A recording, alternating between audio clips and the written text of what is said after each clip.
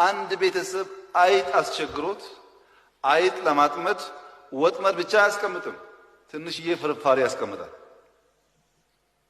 ፍርፋሪ ፍለጋ መጣ ነው አይጧ የምትያዘው። እርዳታ ማለት የአይጥ ወጥመድ ላይ የሚቀመጥ ፍርፋሪ ማለት ነው።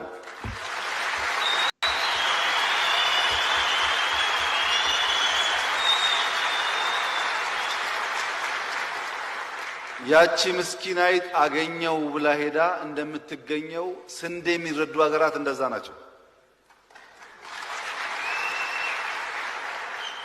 ይሄ ደግሞ አደገኛ ችግር አለው።